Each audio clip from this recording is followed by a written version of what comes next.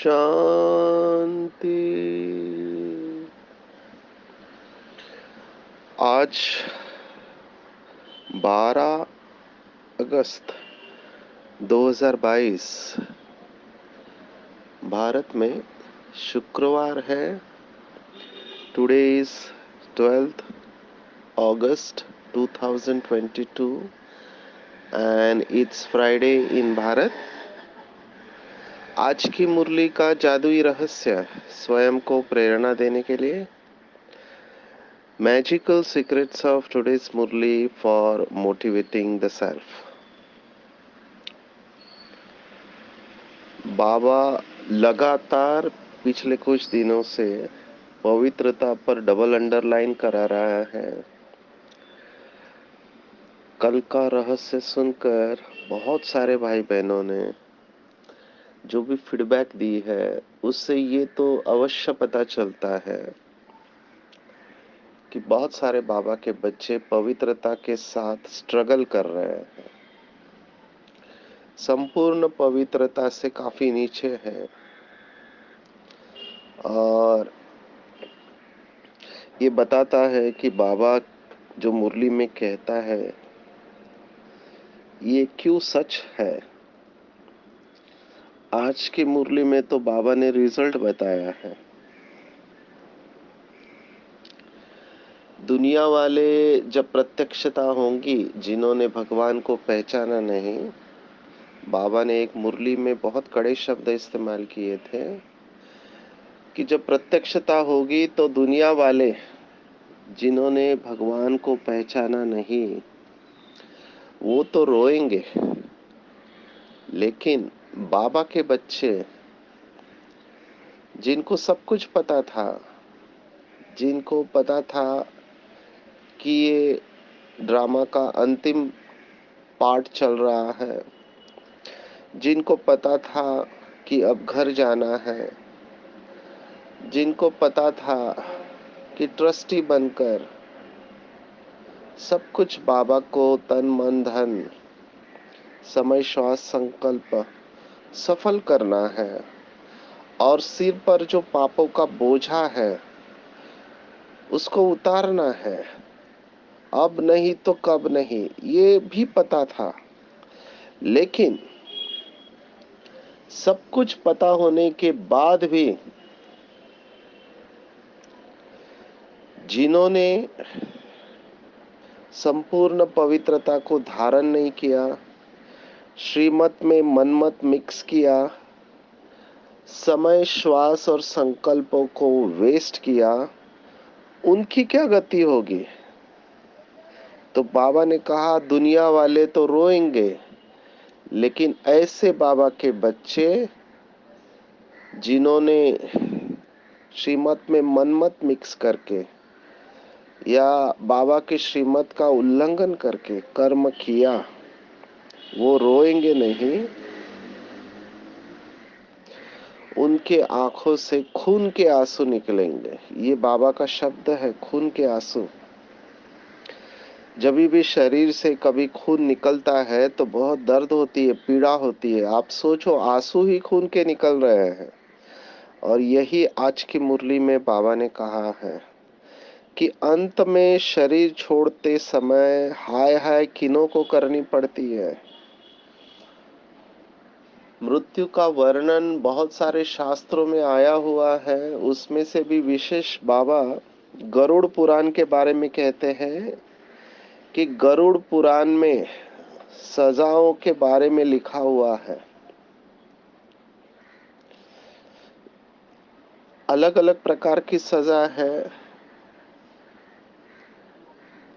उसमें दिखाते हैं कि कैसे तेल के गरम कटोरे में या पहाड़ से नीचे या आग के अंदर डाला जाते, इतनी भयानक सजा फिर भी ठीक ही कहेंगे हम, लेकिन इससे भी ज्यादा भयानक सजा ये आत्माएं शरीर छोड़ते समय करते हैं।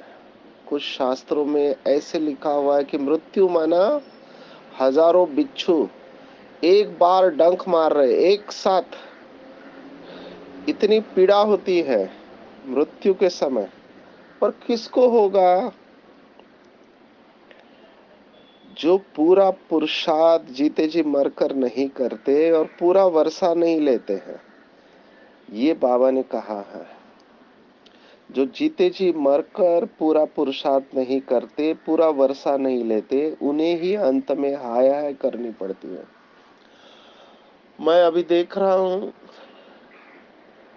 इस समय बहुत सारे भाई बहनों में एक इमोशंस आता है। वो इमोशन और वो भावना है पश्चाताप की भावना।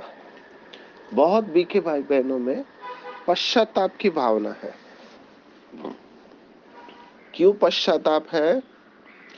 क्योंकि अभी ही जैसे ये मुरलियां चलती है तो उनकी आंखों के सामने वो सब सीन दिखाई देते हैं।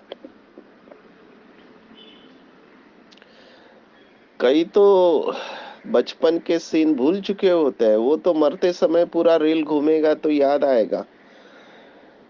शास्त्रों में चित्रगुप्त का वर्णन है, जिसको यमराज का अकाउंटेंट कहा गया है। चित्रगुप्त के पास हम सबका अकाउंट है।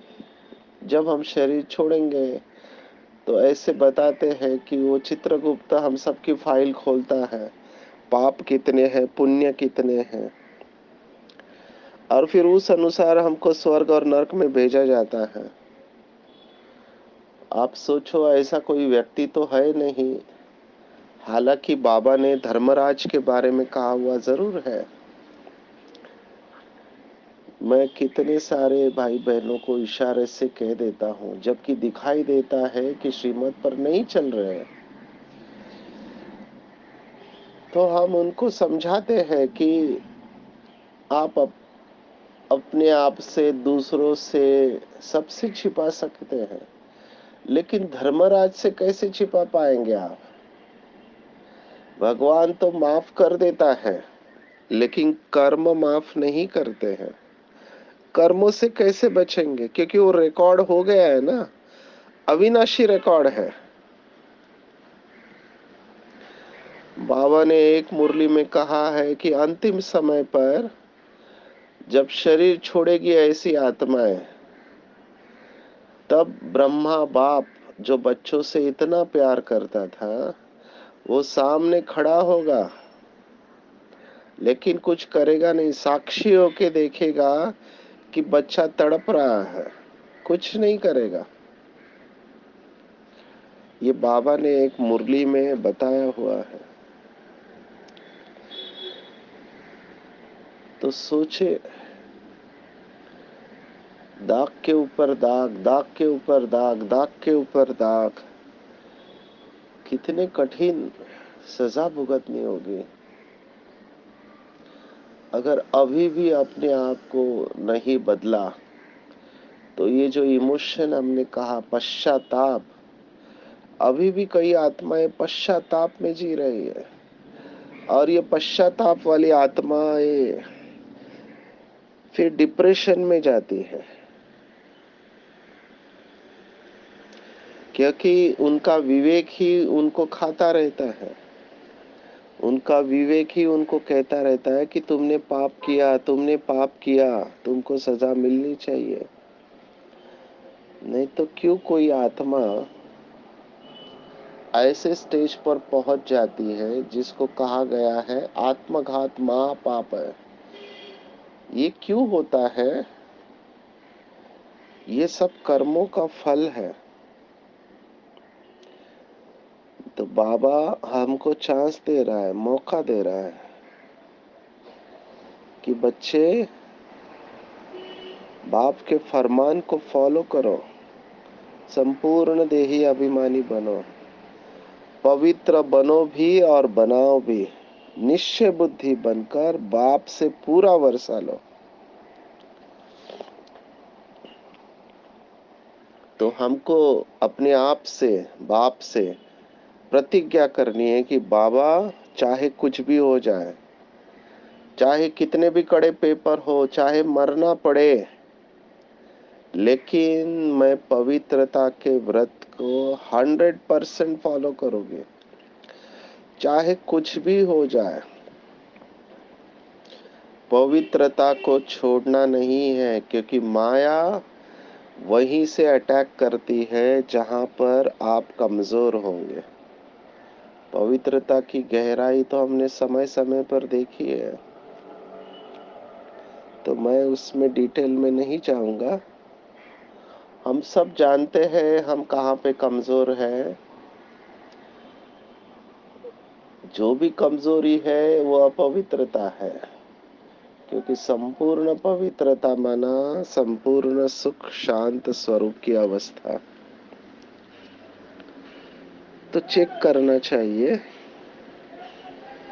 अपने आप से सवाल पूछना है कि मैं किस तरह से शरीर छोड़ना चाहता हूँ।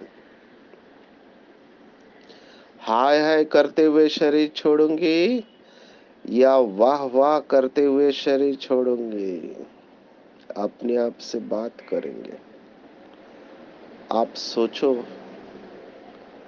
जो अष्टरत्न आत्माएं हैं, दादी प्रकाश मणि है, दादी गुलजार है या दादी जानकी है, आप सोचो इनको भी अंतिम समय में शरीर छोड़ते समय क्या क्या तकलीफ हुई। हालांकि ये आत्माएं अपने योग की शक्ति के आधार पर बाबा के पास बैठ के योग बल से कर्म भोग के ऊपर इन्होंने विजय प्राप्त किया। भले यहाँ पर डॉक्टर्स देख रहे हैं कि इनके शरीर में तकलीफ है, लंग्स में पानी भरा है या पैरालिसिस हुआ या और जो कुछ भी है, डॉक्टर्स को तकलीफ दिखाई दे रही है, लेकिन जो बाबा के महावाक्य है कि इष्ट को कभी भी कष्ट नहीं होते हैं। इन्होंने अपनी योग की अवस्था इतनी श्रेष्ठ बनाई थी कि बीमारी में भी योग की अवस्था से इन्होंने अपने हिसाब किताब भी चुकता किए और संपूर्ण अवस्था को भी प्राप्त किया। तो हम सबके सामने रोल मॉडल है कि अगर ये अष्टरत्नों की ये हालत होती है अंतिम समय में, तो आप सोचो कि बाकी सब बच्चों का क्या है। कितने कड़े पेपर आएंगे मृत्यु के समय, आप सिर्फ कल्पना कर सकते हो। इसलिए अपने आप से पक्का वादा करना है कि मैं वाह वाह करते हुए शरीर छोड़ूंगी। पूरी आध्यात्मिकता का खेल इसी के ऊपर है कि आपका अंतिम समय कैसे गया। अंतिम समय परमात्मा की याद रहनी चाहिए, क्योंकि उसी के आधार पर अगला जन्म होगा। पूरा पुरुषार्थ स्पिरिचुअलिटी का, आध्यात्मिकता का इसी के ऊपर है, जो कि बहुत कठिन पुरुषार्थ है। क्योंकि बड़े बड़े संतों ने भी ये कहा कि तूने रात गवाई सोए के, दिवस गवाया खाए के, हीरा जन्म अनमोल था कौड़ी बदले जा। ये क्यों कहना पड़ा कबीर को? बहुत सारे संतों ने ये बात कही है। वो किसी और को नहीं कह रहे, वो अपने आप से बात कर रहे हैं, अपने आप से बात कर रहे हैं वो।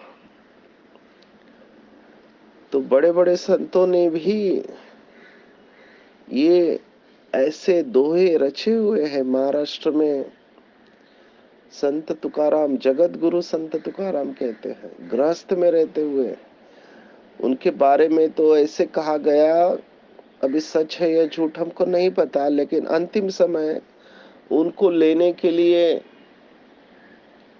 पुष्पक विमान आया। तो उनका एक दोहा था जिसमें वो कहते हैं कि याचसाठी केला होता अट्टहास, शेवटचा दिन गोड व्हावा। माना इसी के लिए मैंने पूरी कोशिश की थी जिंदगी की कि अंतिम समय उस परमात्मा की याद रहे, अंतिम क्षण मीठा हो। पूरा जीवन मैंने इसी के ऊपर लगा दिया। तो सोचो, बाबा भी वही बात आज की मुरली में कह रहा है कि बच्चे, अंत में शरीर छोड़ते समय वाह वाह होनी चाहिए, ना कि हाय हाय। किसी भी माँ बाप को ये अच्छा नहीं लगेगा कि उसका बेटा, बच्चा या बच्ची हाय हाय कर रही है। तो बाबा तो प्यार का सागर है, उसे कैसे अच्छा लग सकता है? तो अटेंशन देना है।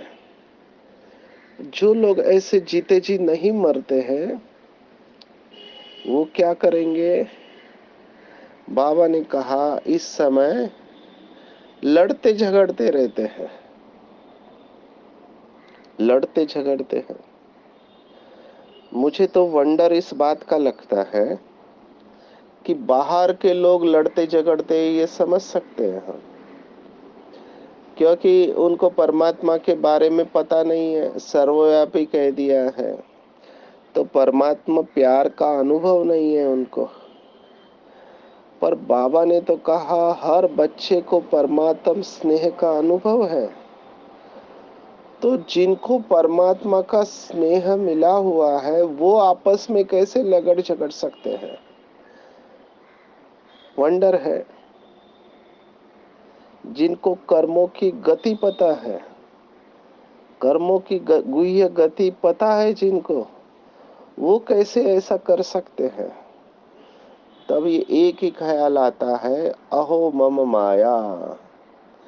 जो भगवान स्वयं कहता है कि माया बड़ी दुष्तर है, इसको जीतना बहुत मुश्किल है। ज्ञानी तो आत्मा है, समझदार बाबा के बच्चे जो मुरली पढ़ते हैं, सुनते हैं, सुनाते हैं, लेकिन माया के आगे हार खा लेते हैं,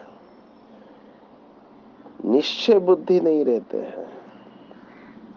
फिर क्या कहेंगे? बाबा भी फुल स्टॉप लगा देता है, हमको भी फुल स्टॉप लगा देना चाहिए। बाबा बिल्कुल डिटैच हो जाता है।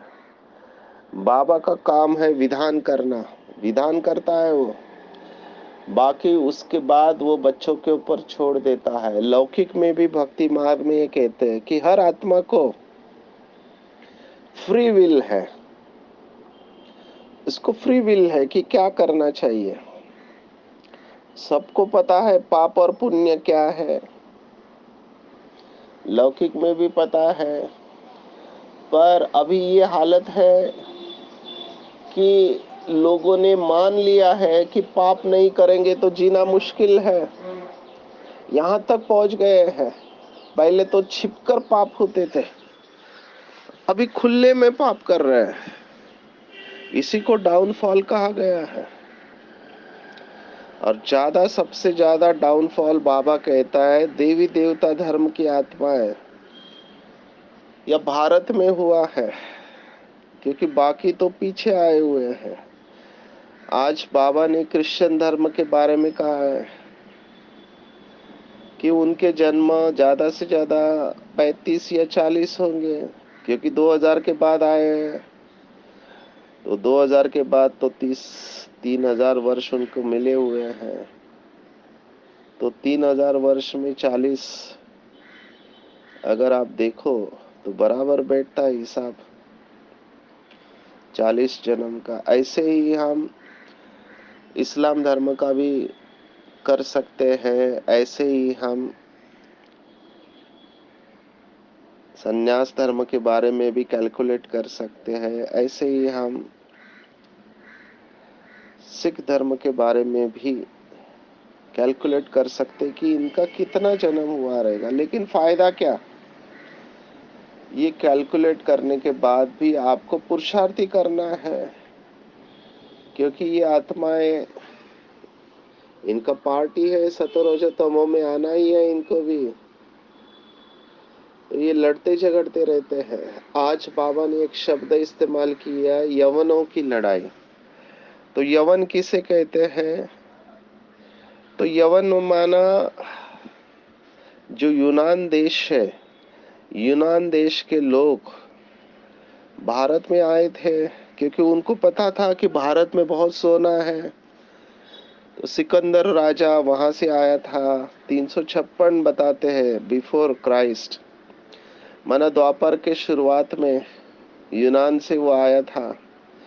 और उसने अफगानिस्तान जो पहले भारत में था, जिसको गांधार देश भी कहा गया है, वहां से भारत के उत्तर पश्चिम राज्यों तक वो पहुंच चुका था। उसके आगे नहीं जा पाया, लेकिन उसने युद्ध के माध्यम से इसको जीता था। ये सब यवन है जो ग्रीक यूनान से आए थे। ये लोग लड़के ही खत्म हो जाएंगे, बाकी थोड़े बचेंगे और सभी खंड खत्म हो जाएंगे। बाबा कहता है, आप सोचो कैसे खत्म हो जाएंगे इतना बड़ा खंड। तो खत्म केवल एक ही पोजीशन में हो सकता है, और वो ये है कि पॉइजनस गैस या न्यूक्लियर वेपन्स का रेडिएशन होगा, उससे खत्म हो जाएगा, एक भी नहीं बचेगा। ऐसे नहीं 100-200 बच गए और वो फिर अपनी वृद्धि करते रहे, हो ही नहीं सकता है।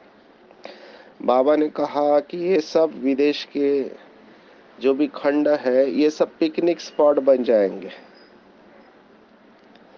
तो जब हमको पता ही है कि ये दुनिया जाने वाली है, हमारा निश्चय है कि ये दुनिया खत्म होने वाली है और उसके आसार भी दिखाई दे रहे हैं, तो क्यों ना हम मरने से पहले ऐसा पुरुषार्थ करें कि पूरे कल्प में अपना श्रेष्ठ भाग्य बनाए। और बाबा हमेशा बैलेंस के बारे में कहता है। जो गृहस्थ में रहते हैं उनको व्यवहार में रहते अपनी रचना को संभालना है, बैलेंस में चलना है। जो फ्री हो सकते हैं कुमार कुमारिया, जिनको कोई बंधन नहीं, उनको जरूर फ्री होना चाहिए। और जैसे कल भी बाबा ने कहा था, आज भी बाबा कह रहा है कि ज्ञान चिता पर बैठ शूद्र से ब्राह्मण और फिर देवता बनने की पढ़ाई पढ़नी और पढ़ानी है। कमल फूल समान पवित्र बनना है। तो अपने से पक्का वायदा करेंगे, चाहे कुछ भी हो जाए, चाहे कुछ भी हो जाए, मैं मेरी पवित्रता को नहीं छोड़ूंगा। क्योंकि पवित्रता है, वहीं पर सभी गुण अपने आप आ जाते हैं। पवित्रता नहीं तो किसी भी गुण की सुंदरता नहीं। दुनिया में भी बहुत सारे लोग हैं जिनके अंदर गुण है, लेकिन उनके अंदर पवित्रता नहीं है, तो सभी गुण होते हुए भी उनकी वैल्यू नहीं है। आज बाबा ने मुरली में कहा है कि लक्ष्मी नारायण के सामने जाकर लोग क्या कहते हैं कि आप सर्वगुण संपन्न और मैं मूर्ख खल कामी, कृपा करो भरता। माना वो भी ये मानते हैं कि पवित्रता की ही महिमा है। तो जैसे दुनियावी लोगों में गुण होते हुए भी एक पवित्रता न होने के कारण भी वो सब गुण किसी काम के नहीं है, ऐसे ही बाबा के बच्चों में भी बहुत सारी विशेषताएं हैं, लेकिन अगर संपूर्ण पवित्रता नहीं है तो वो गुण आपको खत्म कर सकते हैं। अहंकार कभी भी आ सकता है। बाबा ने कई बार मुरलियों में कहा है कि ज्ञान का भी अभिमान आ जाता है। बच्चों को ज्ञान का अभिमान आ जाता है कि मैं तो बहुत बड़ा ज्ञानी हूँ, मैं अच्छी मुरली चला सकता हूँ, मैं क्लास अच्छा कर सकता हूँ, मैं लोगों को अच्छा मोटिवेट कर सकता हूँ, मैं टीम को अच्छा लीड कर सकता हूँ, मेरी प्लानिंग बुद्धि अच्छी है। तो ज्ञान का भी अभिमान आ जाता है। और कई तो बाबा के बच्चे ऐसे हैं जो बाबा की बातें ऐसे सुनाते हैं जैसे अपने बुद्धि का कमाल। बाबा ने शब्द इस्तेमाल किया था, देखो बाबा कितना परफेक्ट और एक्यूरेट पकड़ता है। बाबा ने कहा था, श्रीमत को अपने बुद्धि का कमाल समझते हैं, होती बाबा की बातें हैं लेकिन ऐसे सुनाते हैं जैसे मैंने इन्वेंट किया हुआ है। बहुत रहम आता है ऐसे बाबा के बच्चों के ऊपर। पर यही है, माया किसी को छोड़ती नहीं है। बाबा ने मुरली में कहा है कि रुस्तम से माया रुस्तम होके लड़ेगी। और फिर कहते हैं कि सभी मुझे सम्मान देते हैं, केवल ये थोड़े लोग ही सम्मान नहीं देते, इनके साथ हिसाब किताब है। कैसे कैसे बातें सुनता हूं मैं, मुझे भी वंडर लगता है कि इतनी नॉलेजफुल आत्मा, लेकिन मास्टर स्नेह के सागर नहीं है। आपके पास नॉलेज है लेकिन स्नेह नहीं है, तो बाबा ने आज मुरली में कहा कुछ भी नहीं है। अंडरलाइन करेंगे, नॉलेज है लेकिन स्नेह नहीं है तो कुछ भी नहीं है। क्यों? क्योंकि संपत्ति से भी ज्यादा इस समय प्यार स्नेह की आवश्यकता है। तो मास्टर स्नेह के सागर बन, अपकारी के ऊपर भी उपकार करो। क्योंकि बाप समान बनना है ना। तो बाबा कैसे है? तो बाबा सभी बच्चों के ऊपर, अपकारी के ऊपर भी उपकार करता है। सभी बच्चों के प्रति बाबा की रहम और कल्याण की भावना है, चाहे कैसा भी बच्चा है। तो जैसे बाबा हर बच्चे के प्रति रहम और कल्याण की भावना रखता है, ऐसे बाप समान क्षमा के सागर और रहम दिल बच्चों में भी किसी के प्रति घृणा भाव नहीं रह सकता। बहुत डीप बात है। मैंने देखा है, आपने भी देखा होगा कि आपस में किसी की बनती नहीं है, देखते ही गुस्सा आता है।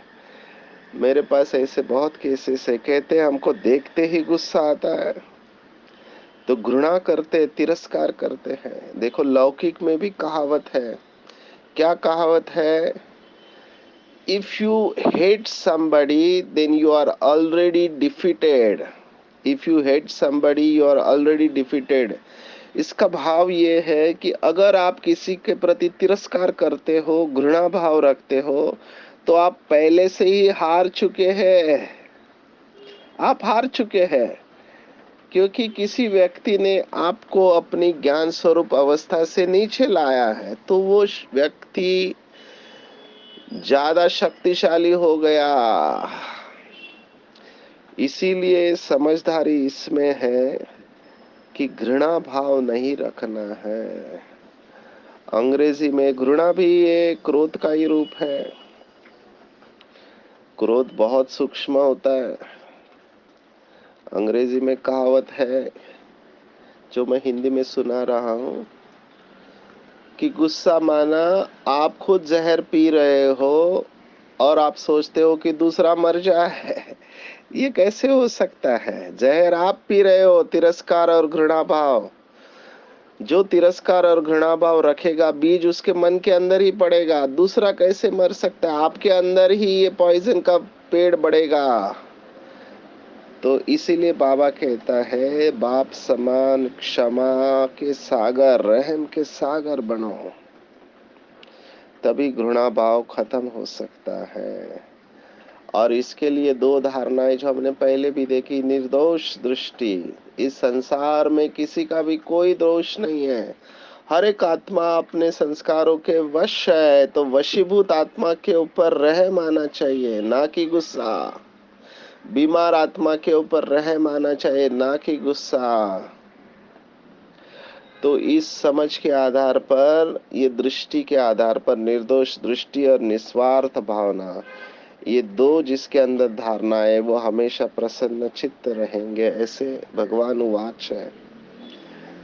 और इसी के लिए बाबा ने कहा, हद से निकल बेहद की दृष्टि और वृत्ति रखो। ये पूरा विश्व मेरा परिवार है और हम सब एक पिता के संतान हैं, और हमको सतयुग में सभी की आवश्यकता है। तो ये बेहद की वृत्ति दृष्टि से ही हमारे अंदर यूनिटी आएगी। लास्ट में जाने से पहले दो बातें बताऊंगा जो बाबा ने कहा था कि ब्रह्मा कुमारियों की विजय दो बातों के ऊपर होगी, एक प्यूरिटी और दूसरा यूनिटी। प्यूरिटी और यूनिटी, पवित्रता और एकता, इन दो आधार पर ब्रह्मा कुमारी विश्व में प्रत्यक्ष हो जाएंगे। तो चेक करना चाहिए कि मैं आज पूरे दिन भर जीते जी मरने का पुरुषार्थ करता हूँ, पूरा निश्चय बुद्धि बनकर पवित्र खुद रहता हूँ और अन्य आत्माओं को भी पवित्रता की धारणा करने में मददगार बनूंगा। अच्छा, ओम शांति। आज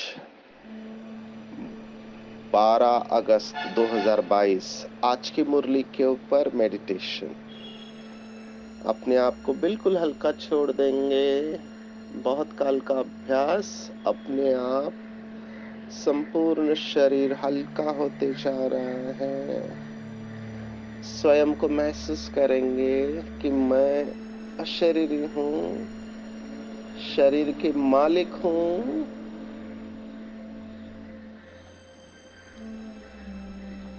ये शरीर मेरे संपूर्ण नियंत्रण में है। सर्वशक्तिवान शिव बाबा मेरे अंदर सर्व शक्तियों का प्रकाश भेज रहा है। स्वीकार करेंगे इसे। मेरे अंदर सर्व शक्तियों का प्रकाश आ रहा है। मैं आत्मा मास्टर सर्व शक्तिवान हूँ, नॉलेजफुल और पावरफुल हूँ।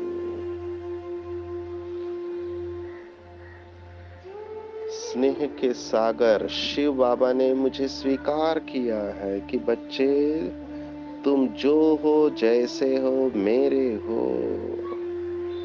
तो जैसे बाबा ने मुझे स्वीकार किया है, ऐसे मैं भी हर आत्मा के प्रति रहम और कल्याण की भावना रखती हूँ।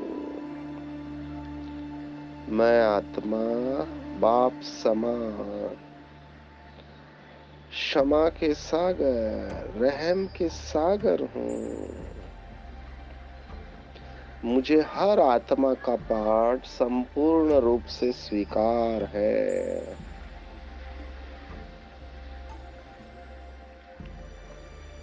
मैं आत्मा ज्ञान चिता पर बैठकर शूद्र से ब्राह्मण और ब्राह्मण से फिर से देवता बन रही हूँ।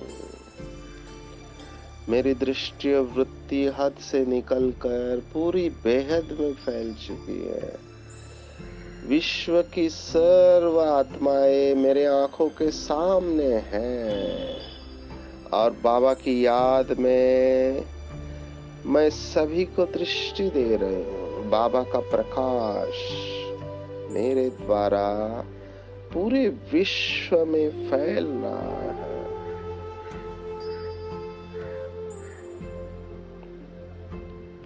मैं निश्चय बुद्धि कल्प कल्प की विजयी रतन आत्मा हूँ। मैंने हर कल्प में संपूर्ण पवित्रता को धारण किया है।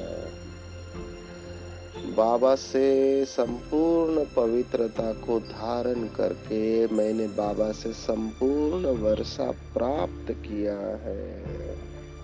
मुझे बहुत हल्का लग रहा है। मैं शांत हूँ, प्रसन्न हूँ। ओम शांति शांति शांति।